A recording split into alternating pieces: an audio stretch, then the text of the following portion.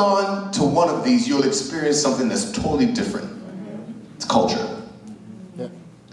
McDonald's, next customer in line, please. What do you want? Number 3, number 4, number 5, number 6? Chick-fil-A, how many we serve you? My pleasure. Right? What's the difference? They're both selling food, but they sell it differently.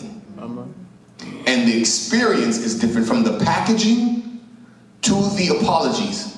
Right? Let me ask you another question. How many guys have ever been to this place? Yes. Target, right? Target for the fancy people. How many guys have ever been to this place? Anybody ever been to this place? They both have big box stores. They're both selling stuff, but what's the difference? You walk in this place, it's a little more expensive, but the aisles are organized. Right? It's clean. The cashiers are usually a lot nicer, right? You walk in here, the prices are always falling, just like the customer service. What's the difference? The difference between the two is not the products that they're selling, it's the experience that they give you. And that's based on culture. Right? So your church is preaching Jesus just like every other church. Your church has a worship team, it has worship leaders, it has music, it has a children's ministry, it has a logo. But what makes the difference whether people come and stay, or come and say, I'll never go back there again? It's the culture.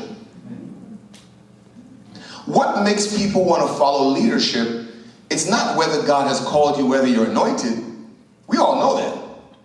But how does leaders treat the people that they are leading that makes them want to stick around to serve voluntarily?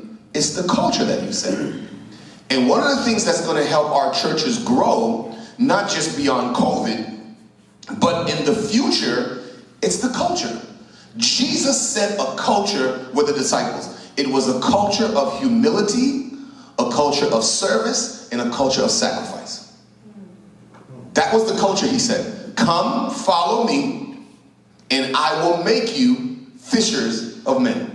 So if you want to be part of this club, it's got 3 agendas. Follow me, be willing to be developed, and be willing to die. Are we good so far?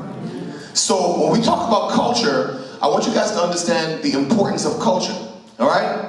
Peter Drucker says this: unless commitment is made, there are only promises and hopes. We have to be committed to a culture. A lot of churches are committed to opening their doors every Sunday, but they're not committed